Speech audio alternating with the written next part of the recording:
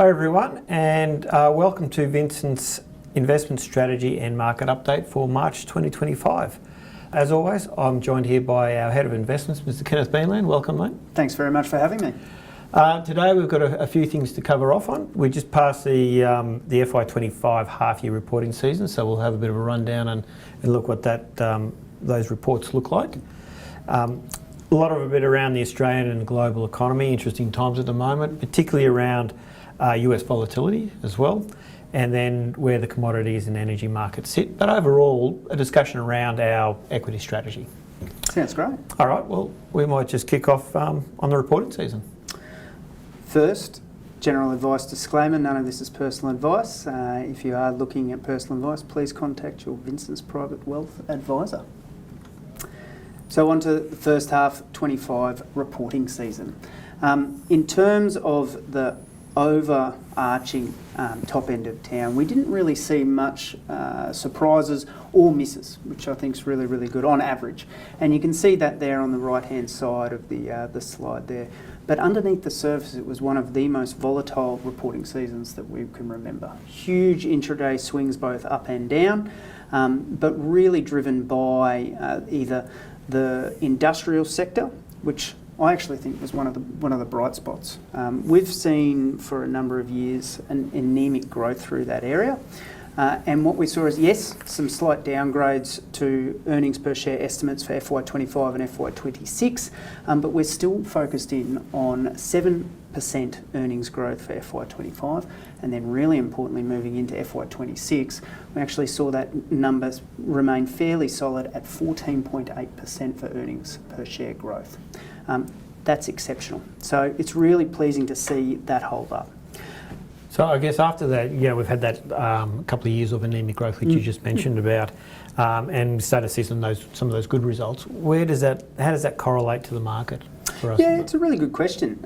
I think what we're going to see is a really bifurcation of our markets. What drove our markets last year was financials, and those financials dominate that top end of town.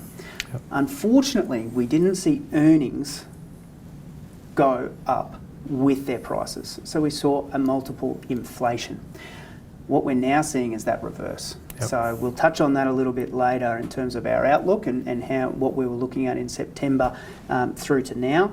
But that financial sector, which dominates our markets, around about 30% of the market, we don't see much room for error there. And if there is any sort of weakness within their earnings estimates and net interest margins come under pressure, we actually think that top line of our market will be very difficult to lift up. So that's why we're seeing some really good opportunities in that industrial and small to mid space. Yep. Something that is very important to a lot of our clients, at least, is dividends. Unfortunately, we actually saw a really big pullback over the last 6 months for how much companies are paying out, so their dividend payout ratio. And you can see there on the left-hand side of that graph that it has been trending down really since that half year last year, so FY24. Now, what does that really mean? Well, look, you can take it two ways. You can say that companies may be hanging on to their cash for large projects. They're going to start to build out some big CapEx expenditures. Or you could say that they might be starting to look at a softer environment, and we'll touch on the Australian economy soon.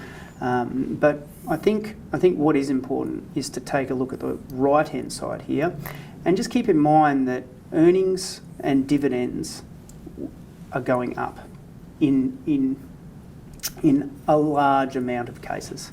So that number there sitting at around about that 50%. We did see a bit more of an increase with no increase or decrease, but that was taken from those cuts, which I think is really important. So unfortunately, over the next 6 months, investors might feel a little bit poorer than they typically have holding Australian shares. So with a cut in that dividend payout ratio, what are the things that investors should be thinking about or take notice of in their portfolios? Sure.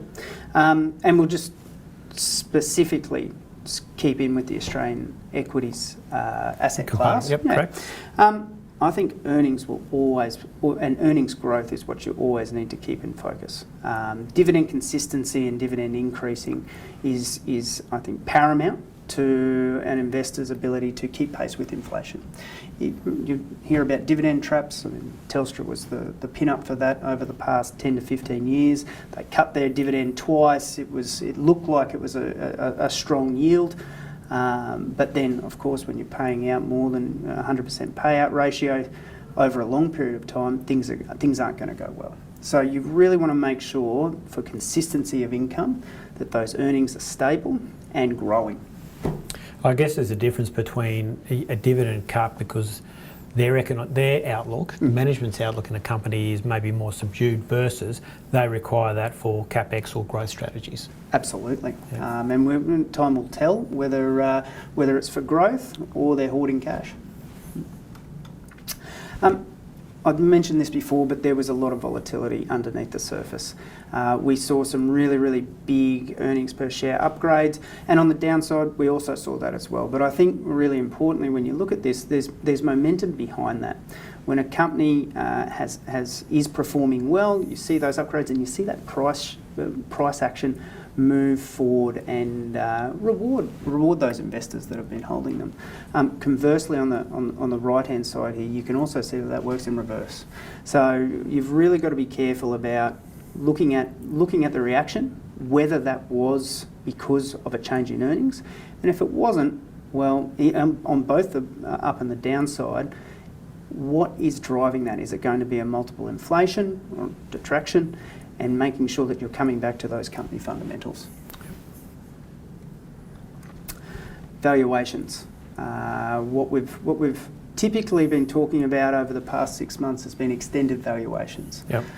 Through reporting season, because we did have that uplift in terms of those industrial numbers in the EPS estimates, we saw a little bit of a pullback, and the market pulled back as well. So we're almost inside one standard deviation in terms of our 10-year average for valuations. That's pleasing. But as I suggested before, when we're looking at that top end of town, we've got downgrades to minus, or has been through that last 6 months, and those financials looking at very, very low to zero earnings per share estimate upgrades. I think it's really important to focus in on that small to mid end of town. And I guess that's important too. When you're looking at, you mentioned that the financials, particularly Big Four, had extended valuations. That can be okay, depending on what that growth outlook looks like, and can grow into that. It's just in this case they had a flat outlook. They did. Yeah. They did. And so that uplift, and there's been a lot written about what was driving that. Was it foreign buyers? Was it passive buyers? Was it super buyers to try and keep track with the indexes? At the end of the day, what's going to need to occur is those earnings to keep up with that. With the valuations. Yep. Onto the global economy. We've spoken about this over the last couple of years, but Australia's been in a really tough position. We've had cost of living pressures. We've had inflation that's been elevated at least for a number of years now, and had the longest GDP per capita recession in Australia's history. But really pleasingly, we've started to see some signs that that's starting to turn for the Australian economy. We had a surprise in terms of the GDP uplift. We broke that GDP per capita recession, which is excellent. We've seen the trim mean inflation numbers come down, so the December number was still above that RBA target. The expectation is for the quarterly number to be within the 2 to 3%. And I do speak about trim mean right now because we do have some government subsidies that are affecting that top line. Do you want to just expand on that trim mean? Certainly. Yep. Trim mean is the inflation or the preferred measure of inflation that the RBA uses. And what that is basically taking the middle sections and excluding some of those more volatile prices that may affect the headline number. So headline being CPI. And when you're looking at GDP per capita, impact from immigration on that? Yeah, I think that's a really good point. GDP per capita is something that people look at because when you're the Australian citizen and you're seeing growth, it's actually you're going backwards. And the reason why you're going backwards, but we're actually seeing growth, is because of that immigration. So it's great for Australia on a large basis. We've been lucky. We've been the lucky country for a reason, and we've really been sheltered from some of those larger exogenous shocks that have happened over the last 20 to 30 years. So it's a good thing, and I think it's really good that even with that immigration, we've now started to see GDP per capita go in the right direction. Yep. Something that we did take note of when looking through this is that change between Australia's last couple of years, so 2% in 23, 1.7% in 24, and then looking at what we're moving to, which is around about that 2.5% GDP. You can see there that the US is almost the opposite. So they're starting to cool off. And I think that and it makes sense, when you're looking at that GDP per capita recession, consumer confidence has been very, very pessimistic for about 3 years now. We're almost positive. So the last reading came out, it was at a 3-year high, and I think when people start to feel confident and a little bit more secure about the future, we do start to see that economic growth pick up as well. So that's a really pleasing sign. Something to couple with that is obviously interest rates, highly topical. Australia saw its first cut over the last couple of months. We're unsure whether there's going to be another cut prior to the election, because that just recently got moved. But the forecast, as you can see to the right, is for a slow and steady decline in interest rates. We think that we are through the worst of that inflation. I did touch on those inflation numbers previously, but as those track down, it does give greater scope for the RBA to move.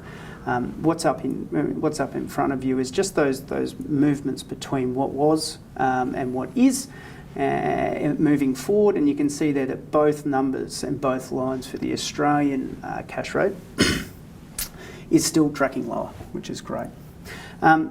US is a little bit different. Just before you go on that, the Aussie interest rates with the RBA still remains data dependent. Inflation, employment numbers. Sure.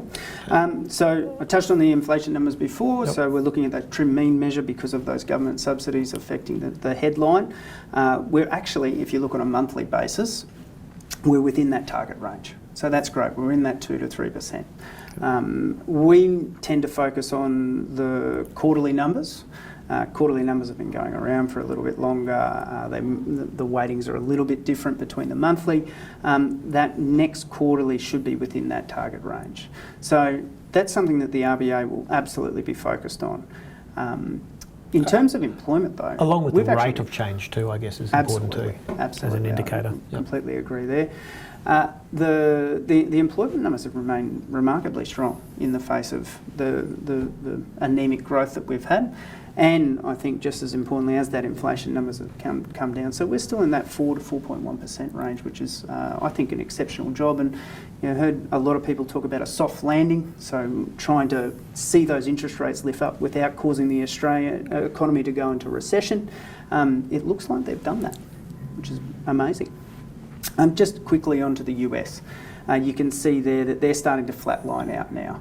That has been a little bit of a change, but I think that there's a lot of moving parts, and we'll touch on the US soon. When we think around what they're fighting and with tariffs do have that one-off effect, but they're certainly going to have an impact in the numbers within their CPI. I don't think I can go a day without someone asking me about Donald Trump and what that's going to affect with the markets. So we decided that instead of presenting something new, we had a look back at what we did present in September 24, and that was all around the potential shake-up of what would happen in US elections. Yep. We want to stress that when you're looking through this and thinking, what will Donald Trump do? What will the impacts of tariffs be? At the end of the day, yes, it's going to be a more volatile environment, and we've said that for a very long time now. what it shouldn't do is take away from what you're trying to achieve with your portfolios. So whether that's being aggressive and making sure that you've got that market exposure to making, or if it's the other way around and you're after income and smoother rides through markets, staying the course is important. I think that's something that we really want to convey. But when you look at this, and I thought this was a great piece done up. It doesn't matter who's in power. It doesn't matter what government gets in power. The average return, I think, between Democrat and Republicans was around about 11% to 8%. We think that at the S&P 500 right now, or any real index, while valuations absolutely do matter, it's going to be that earnings that flows through and will create that long-term wealth accumulation that we speak of. Yep. So I guess in essence, even in the middle of this current volatility, client strategies should stay on track. Absolutely. No need to change it. So long as you focus on your diversification and you've got the quality of the underlying assets, that's okay. Absolutely. We know that you're going to wake up, or we're going to wake up, and there's going to be a new headline, and the market's going to be up or down. Are there going to be an increase in tax cuts? That's going to push the market up. Is there going to be a 200% tariff put on European alcohol? It's going to push the market down. You just have to step back and really think about that long-term picture. Yep. And I think on this slide was one of those great examples that you can pick any number of really major events that would have been huge numbers, huge news at the time. Yep. But what you can see here is as you expand out that time frame, it becomes a smoother journey. So right now it might feel volatile, but in 5 and 10 and 15, 20, 30 years down the track, it becomes just a blip, as you can see on the graph in front of you. Yeah, and I guess the importance around that is within that the asset allocation strategy. And if you're exposed to growth assets, which are inherently more volatile, making sure that there's an alignment between that and actually your investment time frame to allow that smoothing out of that volatility. Agree. Again, a major part of our market is commodities and energy. The BHPs and the Rios, the Woodsides, they dominate our market, just as the financials do. And so right now, we've got China and the US going tip for tap with tariffs, actually the US and most developed economies. So it's not surprising with the geopolitical risks that are around that you're seeing the gold price where it is. To the left-hand side, you can see that the gold price is really at an all-time high. And since this was made, it has actually moved further, so $3,000 an ounce. When you're thinking around commodities, and I will exclude gold for this point, we think they're cyclical, but you invest counter-cyclically. So you want to be looking at the commodities or energy markets when they're down in the dumps, because that's when people are extrapolating out earnings that are unrealistically low, and so it blows out their PE ratios. They look terrible. That's the time when you step in, because it's the E that will start to move, and then what will happen is you'll see that reflation because of that earnings per share driving through. So there's a couple there that we've focused on. One, iron ore. Iron ore, simply because it's the major commodity producer, commodity that BHP and Rio Fortescue mine. Very, very important to Australia. The last few years, we've actually had really elevated markets. So that 28% drop that you're looking at there in front of you, that really still brings it back down to around about $100 US a tonne. That's still elevated compared to historical norms. So you have to be a little bit careful when looking at just the price movements. But when you're comparing them to 5 and 10 and 15-year prices, and you can see there to the left-hand side again, coal and lithium really do stand out. So lithium, very abundant. Coal, not so much anymore. And so when we're looking through this, you're starting to look at the net present value of the resources and what the company is actually worth, and where that's tracking compared to prices. We think there's some really, really interesting opportunities starting to open up in that particular area, coal in particular. I think one of the other things I noticed on that, and I know that we've spoken about this previously, particularly around the rally in gold, that the underlying miners haven't seen the same rally as the uplift in price. Does that present an opportunity? We believe it does. I would say that longer term, it does seem to us at least that there's a structural element to this. Yep. So a gold miner, and this gold miner, as the example, isn't going to find gold. So that's really important to think about. If they find gold, the price is going to shoot up. But if they're mining, costs of mine are going up, and the grade of gold that they're mining is going down. So it becomes a more costly venture, and I think that's starting to play a bit of a part within those gold miners compared to the gold price longer term. But the gap that we're seeing right now between where those gold miners are trading compared to the gold price really looks like it should close to some degree, and I think it's a compelling opportunity. But part of that, if I get this right in between those lines, part of that is actually the cost reduction. Yes. Okay. So I know what we're looking at for equity strategy, but as always, we've got to keep ourselves honest. We put in what we thought was going to happen and what we were planning for over the September 24 market update. I think for the first point, how is the property market shaping up? Are we still looking at that? We absolutely are. We think that when you're thinking either globally or domestically, you've got a really interesting picture where there's this move back into the office. You've got interest rates starting to go down, so you've got a tighter rental market. Your cap rates are going to start to compress, and we think there's a really, really compelling opportunity there. But it hasn't happened yet, so we can't give ourselves a pass mark there. The quality end of town, I think, has been really important since September. So QHSM and QHAL, they're a quality factor ETF, and we continue to back. The big end of town has done well up until around about really a few weeks ago. And that mid-cap exposure, which has been underperforming for about 5 years now, we do think will play catch-up, but with this market turmoil has come off a little bit. CSL, ResMed, quality holdings. And that underweight in terms of the banks has finally started to prove fruitful. CSL hasn't though.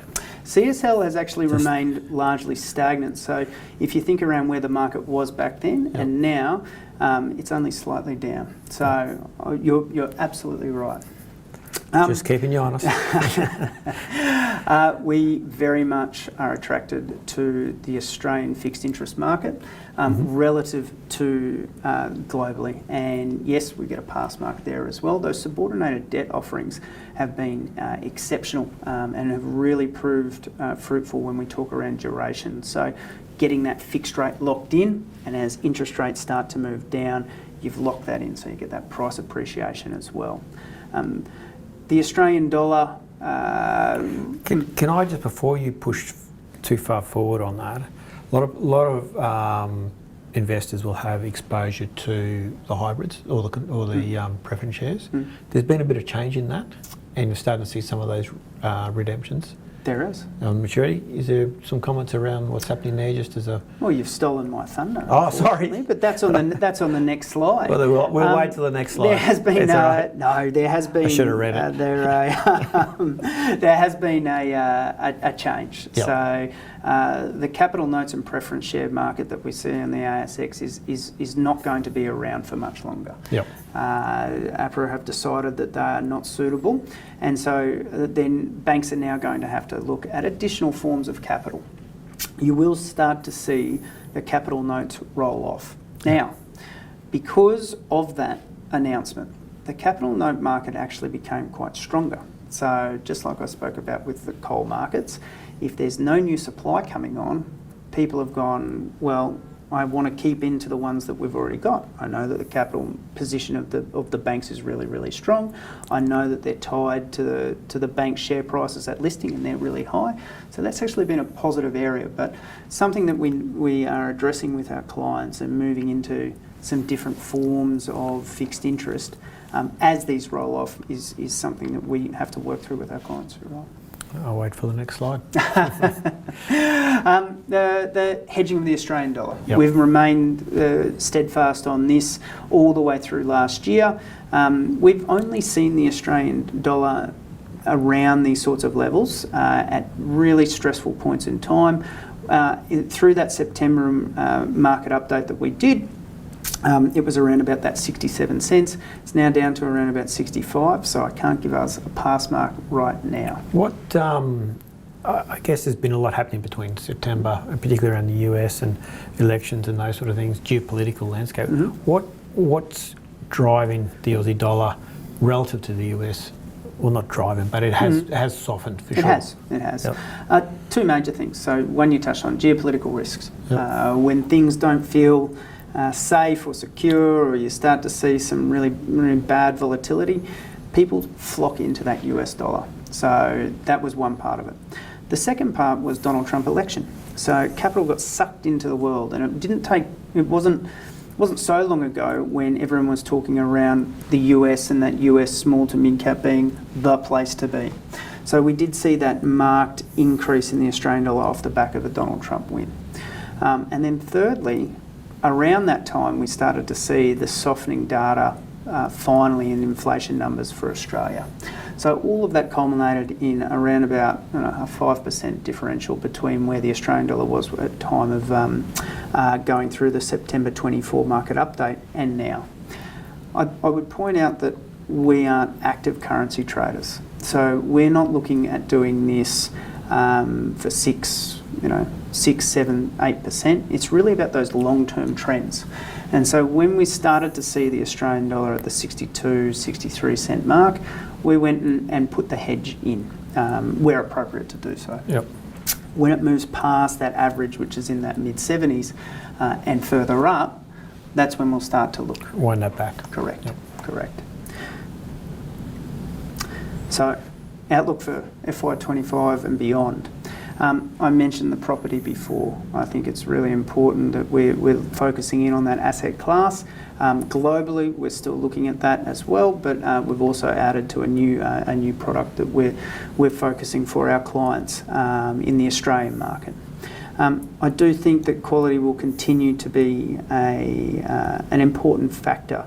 But really looking at that quality growth stocks as inflation falls, as interest rates start to go, people will start to flock into those higher quality growth assets because of their future cash flows pushed out. We still want leverage to a couple of the building products and materials companies. We think that there's a multi-year cycle that's going to happen. You can see it in Australia, but it's also global where there hasn't been this new builds happening. I think the Australian financials, while yes, it's been pleasing to see that finally eventuate over the last couple of months, we think that there's still room for that to keep following on. We need to see a rebasing of their share price, or we need to see a catch up with their earnings. I think on that, just in respect of the Australian financials, for the viewers of this presentation, a lot of them have really focused on their dividends on that.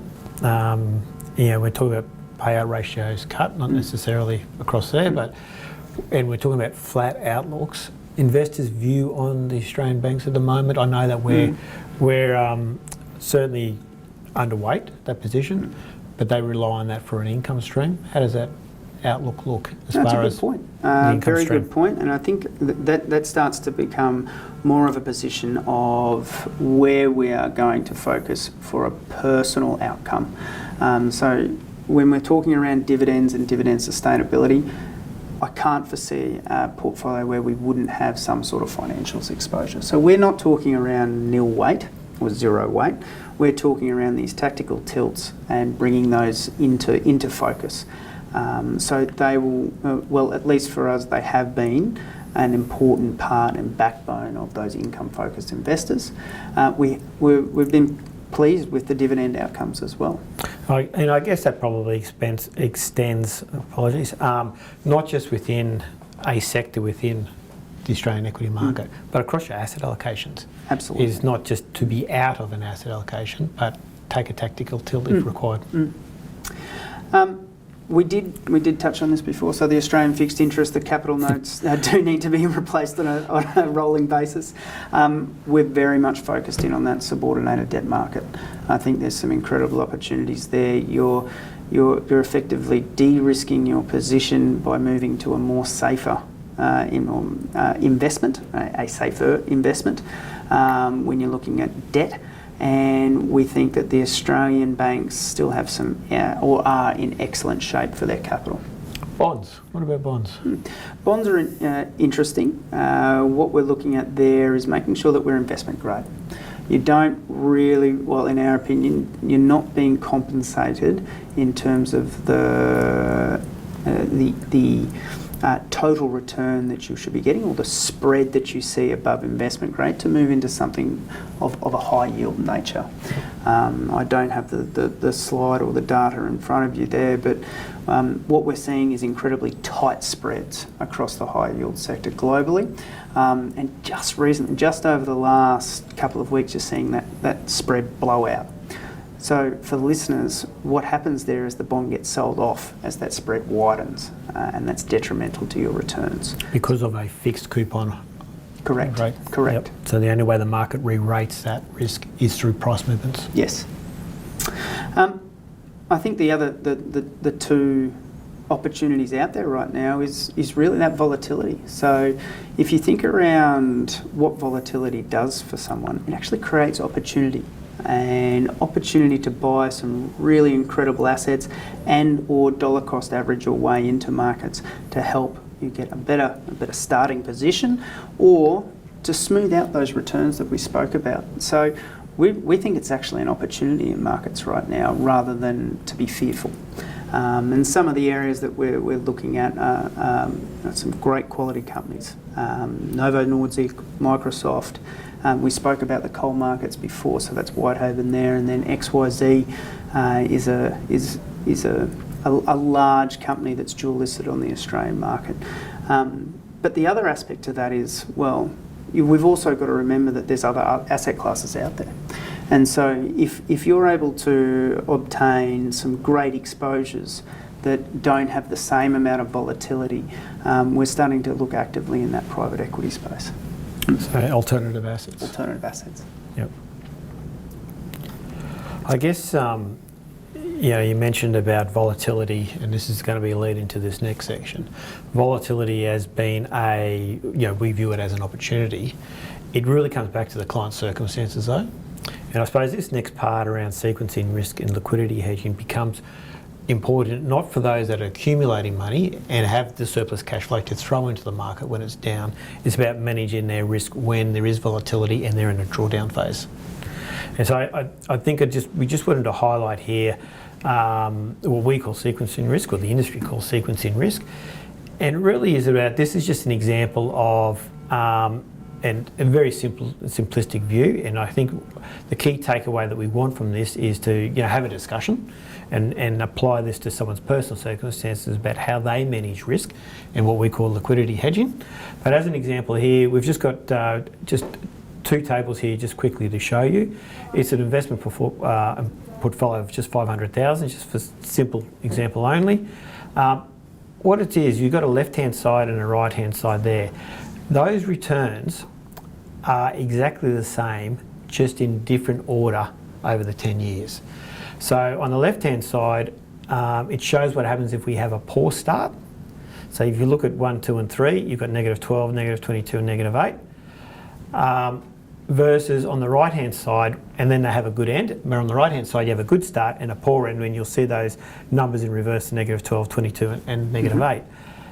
Over 10 years, they end up exactly the same. However, the next slide around, if you actually drawing down of your capital with a poor start, you actually consume capital, which doesn't give you the opportunity to recover with that time frame that you're talking about. So if you look at that same order, same returns, same outcome, but what we've done there is we've had an annual drawdown of 30,000 and indexed that with just inflation amount, so 3%, and shows you the difference with exactly the same sequence of returns, the outcome. And the total difference there in those valuations is $261,000 in that example. So that's quite a significant difference. Huge difference. How would you combat that? Or combat that? I think it's really around the liquidity hedging and making sure that, you know, what that drawdown of capital looks like in those first few years and how do we manage the risk in that space. So I think that comes down to not just that, around asset allocation as well, depending on the asset classes, but also your cash positions and how we fund and how we plan for your drawdown strategy in that phase. But it's really a discussion. A little bit about our models and SMAs. So we have some in-house products here. Our investment committee, we're lucky enough to sit on that. Good looking rooster, sir. It's really around trying to get a roundtable discussion and filter out any sort of biases that may present. That focuses in on our research as well, so making sure that we have multiple research points and trying to deliver a system and a process for our clients that they have confidence in through these sorts of cycles. Yeah, you know, particularly around this, you know, it's also around risk management and good governance around other people's monies. Income model, what we're looking at there is consistent and steady income. The focus is on large material businesses and robust balance sheets. We've been lucky enough that really the mandate is around to have an above average income or dividend yield than what the XJO-AI is doing. So that's the Australian Australian top 200 companies inclusive of dividends. And we've got the returns there for the 1, 2, 3, 5 and 10 years plus the since inception, and we've been running these now for over a decade. Balanced, this is all in the name really. We're after a little bit of dividend income, but also after that capital growth as well. Really focusing in and on that quality factor. So still larger company focused. Still like the balance sheet strength, but broadening it out so we're not just looking at mature businesses, more mixing in some of those growth-focused companies on our market. Again, we've been running this for over a decade and really pleased with how that's been going. Finally, the growth model portfolio and or SMA. This is a little bit different. It does have a little bit more of a small cap focus. We are looking at large addressable markets, not so much value orientated, but looking at different sort of metrics like price to earnings to growth, so the PEG ratios. This one does carry a little bit more volatility. You can see that through those performance numbers. But again, that longer term track record we're very, very happy with, and it's been a pleasing 1 year return as well. I think, you know, just to take from that there is you've just run through 3 models, all in the Australian equity space. Mm-hmm. Australian equity exposure is just not, there are different attributes from the underlying assets, and what this allows us to do is pick up Australian equity exposure but apply the underlying attributes of the investments to the objectives of the investor. Absolutely. Yep. That's it. Thank you very much for having me. Pleasure, as always. And thank you, viewers. We would certainly encourage conversation, so if you have any queries about today's comments, or generally if you'd like to have a discussion around your personal circumstances, please reach out. Thank you.